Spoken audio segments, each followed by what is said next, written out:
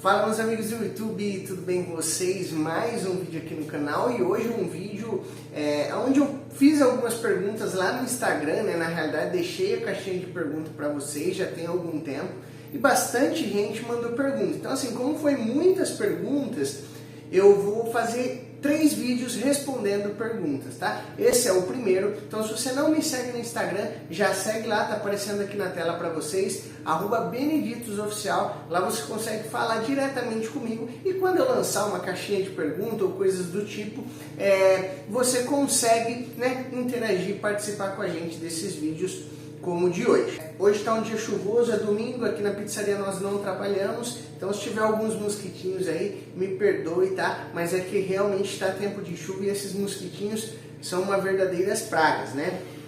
Então vamos lá, conforme eu for lendo as perguntas, vai aparecer aqui na tela para vocês, tá? E quem fez a primeira pergunta, né? Não necessariamente que ele fez a primeira pergunta, mas conforme a ordem aqui que eu separei para vocês, a primeira pergunta seria do senhor Geormines, tá? Acho que é esse nome. Minha letra aqui é bem judiada, então acaba ficando um pouquinho difícil para entender, mas vamos lá. Ele já começou com uma pergunta bombástica, né? Como se motivar após não realizar nenhuma venda na noite, para quem está começando? Bem, a gente precisa entender que se não teve procura, né, da sua pizza, se não teve venda, é porque de certo modo, principalmente se você está começando,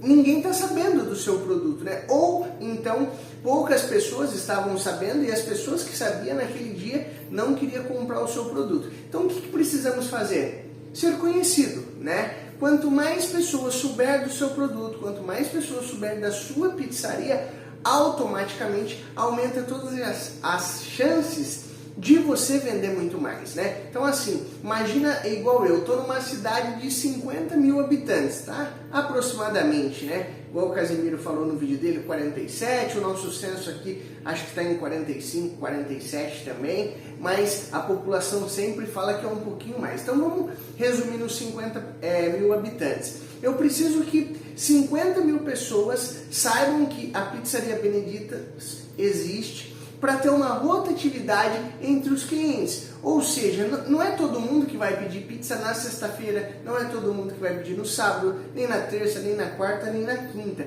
Então a gente precisa ter uma vasta carteira de clientes, né, envolvendo muitas pessoas para que esteja esse rodízio e a sua roda comece a girar e você comece aí a fluir com a sua pizzaria. Então assim, eu acredito que falta o marketing. Faltou você ser visto, faltou você ser conhecido. Então assim, usa isso como motivação. Esse fracasso, vamos dizer assim, de quem está começando, de não ter vendido nada. O que eu preciso fazer para melhorar? Eu preciso ser mais conhecido? Então eu vou melhorar meu marketing, eu vou investir mais em marketing. E assim você começa caminhando. E lembre-se, gente, nada é da noite para o dia, tá? São anos de histórias aí para que você consiga desenhar o seu caminho e trilhar aí os seus próprios prazos, ok? Então vamos lá.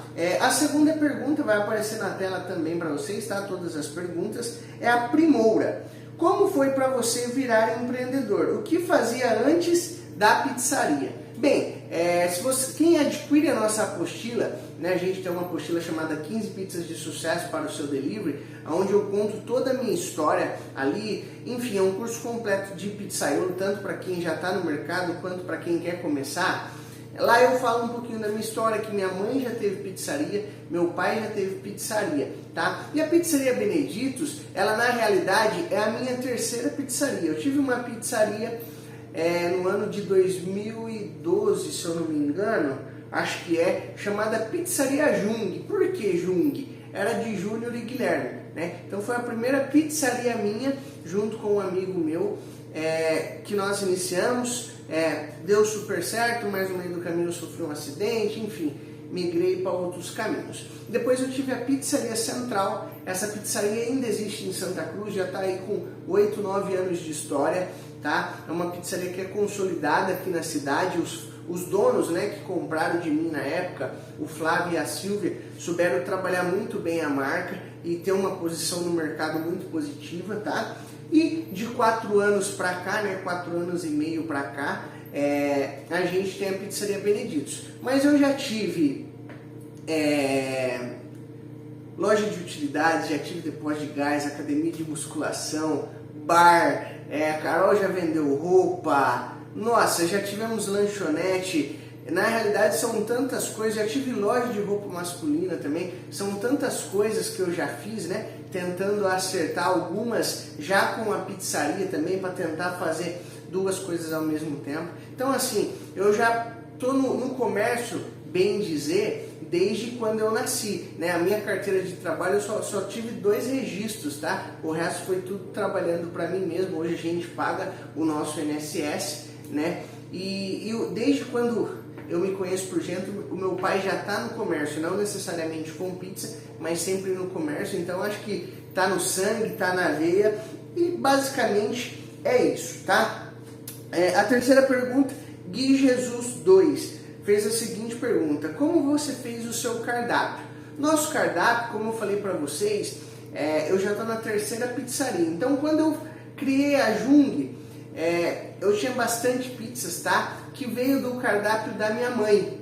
Começa assim a história. Já na Pizzaria Central eu desenvolvi um cardápio mais enxuto, com poucas pizzas, as mais tradicionais. E na Pizzaria Benedito's não foi muito diferente. Eu basicamente peguei o cardápio dessa central, já que quando eu vendi ela eles reformularam todo o cardápio, então não teve muito problema, né? Eu não estava copiando, afinal de contas quem criou lá fui eu, tá? E como eles modularam tudo, então modificaram, né? Eu acabei utilizando aquele princípio da Pizzaria Central e apliquei na Pizzaria Benedito's. Então nossa pizza, nosso cardápio hoje tem 17 sabores e são os mais tradicionais: 4 queijos, brócolis, palmito, portuguesa, marguerita, mussarela, calabresa, franca tupiri. Tem a nossa moda da casa, que é a pizza Benedito's, né? Essa pizza eu me inspirei numa pizza que eu comi lá em São Bernardo do Campo. Enfim, então basicamente como eu desenvolvi o meu cardápio foi pegando as pizzas mais tradicionais. Eu acho que aí não tem erro, né? Porque quando a gente começa a elaborar muita coisa diferente, as pessoas que não conhecem ficam até com receio. Ah, será que essa combinação combina com isso? Ou coisas do tipo. Então, se você for elaborar o seu cardápio, começa com as mais tradicionais. São pizzas que saem todos os dias, né? E não tem erro. Eu sempre falo, o comércio é isso, é você estudar para errar o menos possível, e aí você com certeza vai ter uma história de sucesso, ok? Quem fez a outra pergunta é o Raulzinho 46. Por que você não usa açúcar na massa, né? Tem 2 vídeos aqui no nosso canal da receita nossa, uma eu fazendo 5 quilos utilizando a masseira e outra eu fazendo 1 quilo apenas e fazendo essa massa na mão. E de fato nossa massa não vai açúcar, nem a que está no canal, nem a massa secreta, a receita melhorada, que é a que tem dentro da apostila, que de fato nós utilizamos no dia a dia. Por que isso? A farinha de trigo ela já contém monossacarídeos, tá?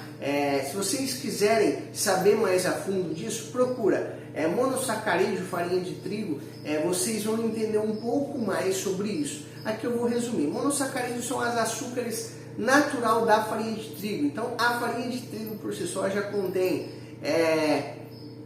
frutose, glicose, enfim, são uma série, se eu não me engano, são 11 componentes que compõem essa cadeia, tá, dos monossacarídeos. Então, por si só, a farinha de trigo já tem açúcar dela. Sendo assim, não há necessidade de você acrescentar mais açúcar, tá? E aí o pessoal geralmente, tá, não estou falando todos, mas geralmente coloca açúcar para que a massa fique dourada, porque tem-se aquela, vamos dizer assim, mania ou impressão de que como o açúcar faz o caramelo, então iria caramelizar a sua massa, deixar ela mais dourada, mais loirinha, vamos dizer assim, tá? Mas como a farinha de trigo já tem, é possível você ter esse resultado de deixar uma massa mais dourada sem utilizar açúcar. Sendo assim, a sua massa também ficaria mais barata, né? Fica. Então, a gente faz todos os nossos vídeos que vocês veem aí, nossa massa não contém açúcar e a gente tem uma super coloração, um resultado muito bacana. Então, por isso, não utilizamos açúcar na massa, ok? José Carlos Silva fez a seguinte pergunta. A renda da sua pizzaria dá para viver bem? Tenho planos de abrir uma em casa. Bem, hoje eu e a Carol, né, nós não temos filhos, temos 2 cachorros, mas a gente vive 100% da pizzaria. Tá? A gente está aqui no YouTube, a gente vende algumas apostilas, mas a nossa renda, né, a nossa realidade, ela vem da pizzaria. Embora ter comércio é uma coisa que nunca temos garantia de nada. A gente pode vir aqui, vender 50 pizzas num dia, como pode acontecer, igual o nosso amigo fez a pergunta, de não vender nada na noite. Isso é o comércio, é sempre uma incógnita. Lógico que nós trabalhamos, a gente já tem uma história, então a gente faz para que todos os dias seja um dia positivo, tá? Mas a pizzaria mantém, né, todos os nossos sonhos, todas as nossas metas que nós temos alcançado, tudo vem da pizzaria. Então sim, dá para ter uma renda legal, tá? Você consegue ganhar aí R$1.000 por mês, trabalhando para você com pizzaria, como você pode ganhar 20, 30 mil. Então tudo depende da sua ideia, da onde você quer chegar e quais são os seus planos, seus objetivos. Mas sim, dá para viver muito bem da pizzaria. Inclusive aqui no canal tem bastante vídeo da nossa construção, onde nós estamos fazendo a nossa casa justamente com o dinheiro da pizzaria, né? A nossa renda vem da pizzaria. Então é uma prova viva que funciona e funciona muito bem. O Fábio Cavalheiro fez a seguinte pergunta: por que recheio por baixo do queijo? Bem, quem acompanha mais tempo o canal sabe que eu utilizo na maioria das minhas pizzas a mussarela por cima. Um dos fatores a maioria das pizzas que vai algum tipo de requeijão, né, cheddar, cream cheese, enfim, algum tipo de queijo de bisnaga, que é um queijo, vamos dizer assim, mais mole, a gente sabe que na hora de cortar essa pizza, geralmente gruda muito na espátula e muda totalmente a estética da pizza. Às vezes você monta uma pizza maravilhosa e na hora de cortar esse queijo aí usado, né, de bisnaga, cheddar, cream cheese, requeijão, ele acaba grudando na espátula e vai deformando a pizza. Então esse seria um primeiro ponto, onde eu não gosto de estragar a estética da pizza, porque eu vou muito pelo caminho que a pizza tem ingredientes de qualidade, mas ela também precisa ter uma boa estética. Eu sempre falo que se você tiver uma pizza maravilhosa